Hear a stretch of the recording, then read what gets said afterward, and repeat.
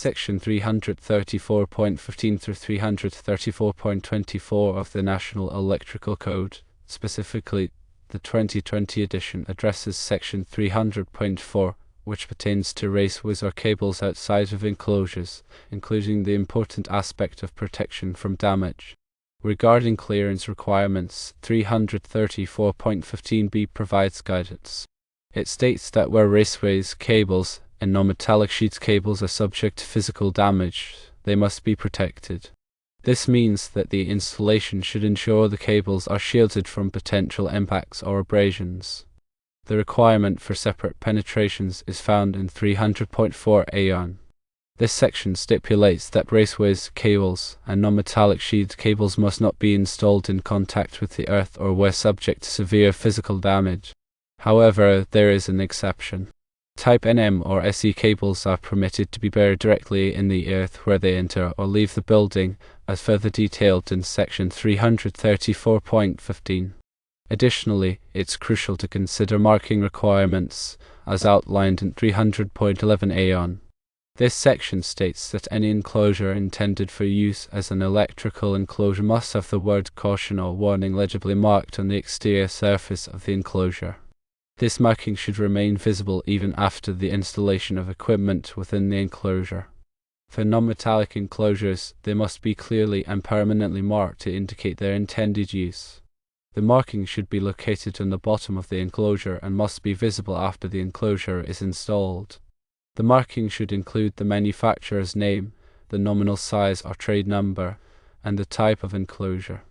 These comprehensive guidelines in the National Electrical Code are put in place to ensure the safety and longevity of electrical installations, preventing potential hazards and ensuring compliance with industry standards. When running NM cable, it is important to adhere to these regulations to ensure the safety and proper functioning of the electrical system. Firstly, consider the physical protection of the cables. If the cables are exposed to potential physical damage, it is crucial to protect them using appropriate measures such as conduit or other protective barriers. Secondly, avoid running cables in contact with the earth or in areas where they may be subject to severe physical damage unless specifically permitted by code. This includes ensuring proper separation from water pipes and other potential hazards. Thirdly, always ensure that electrical enclosures are properly marked with the appropriate warnings and information. This helps to alert individuals to the presence of electrical equipment and to ensure that the enclosure is used correctly. By following these guidelines, you can help to ensure that electrical installations are safe, compliant, and reliable. It is always recommended to consult the latest edition of the National Electrical Code and to seek guidance from qualified electrical professionals when performing electrical work. Understanding these code requirements is crucial for ensuring the safety and proper functioning of electrical systems in buildings. Specifically regarding the scenario described, while there may not be a specific code section that explicitly prohibits running an NM cable and a galvanized cold water pipe through the same hole in floor joists, several factors need to be considered. The primary concern is the potential for physical damage to the NM cable. If the hole is large enough to accommodate both the cable and the pipe without causing undue stress or abrasion to the cable sheathing, and if the cable is adequately secured to prevent movement and chafing against the pipe, then it might not be a direct code violation. However, if there is any risk of the cable being damaged by contact with the pipe, or if the presence of the pipe could make it difficult to access or maintain the cable, then it would be considered poor workmanship and potentially a code violation under the general requirements for protecting cables from physical damage. The NEC emphasizes the need to protect cables from physical damage, and this includes situations where the cable might be subjected to abrasion, impact, or other forms of stress. The installation should be done in a way that minimizes the risk of damage to the cable. In addition, it's important to consider the potential for condensation on the cold water pipe. If condensation forms on the pipe and drips onto the NM cable, it could potentially lead to moisture damage and electrical hazards. Therefore, it's generally best practice to keep electrical cables separated from water pipes to avoid this risk. While the NEC may not explicitly prohibit sharing a hole, it's important to exercise good judgment and follow best practices to ensure the safety and reliability of the electrical installation.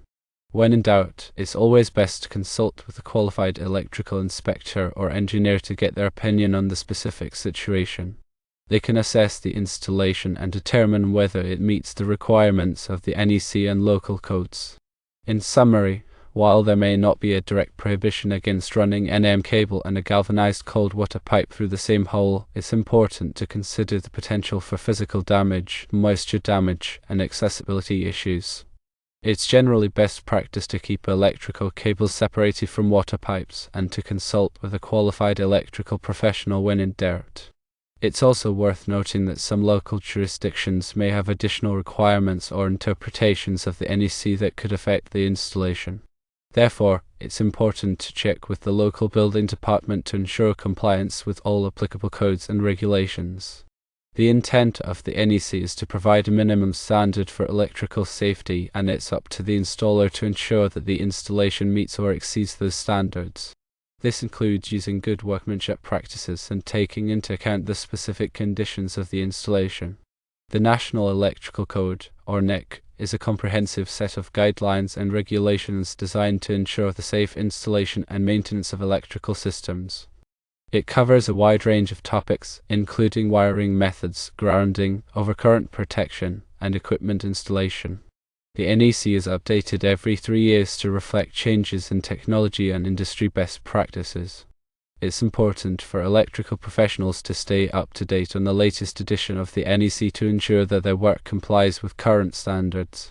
The NEC is not a law itself, but it is often adopted by state and local jurisdictions as part of their building codes. This means that compliance with the NEC is legally required in many areas. The NEC is organized into chapters, articles, and sections, each covering a specific topic.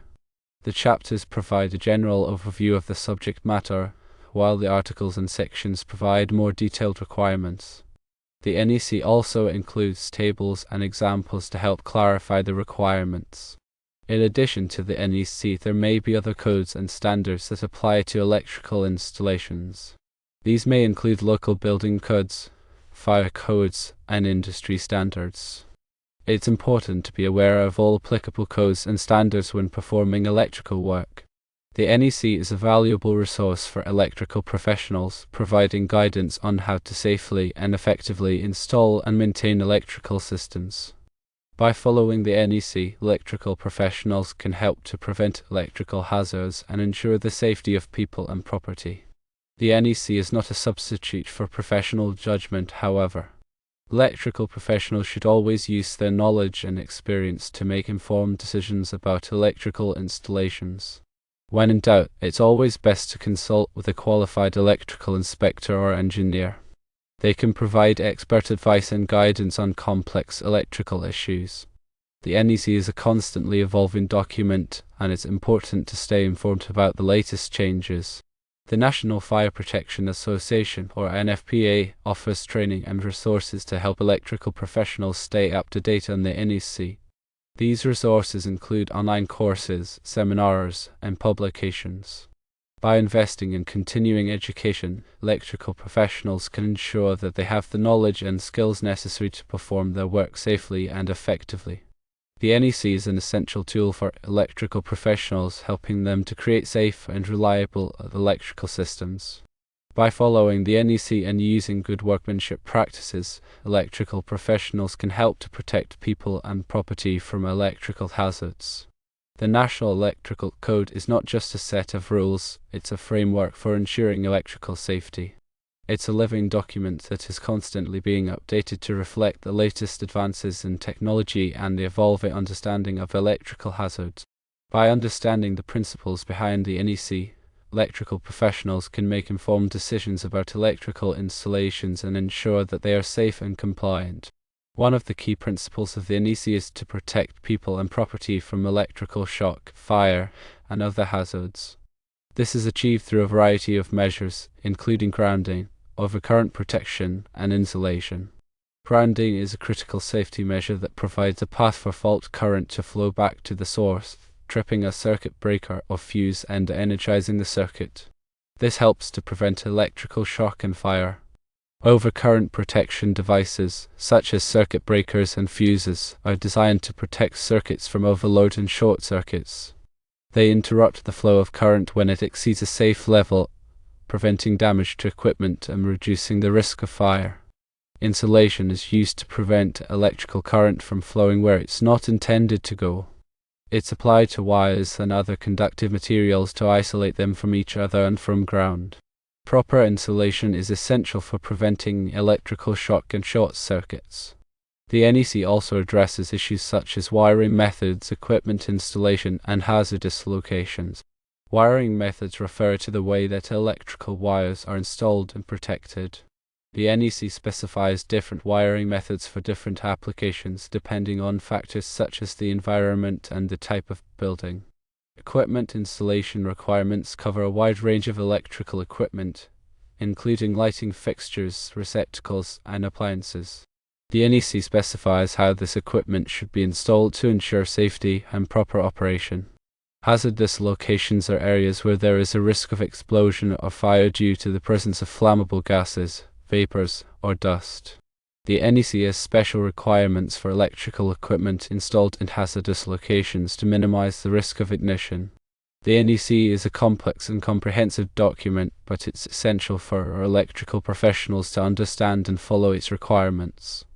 By doing so, they can help to create safe and reliable electrical systems that protect people and property from electrical hazards.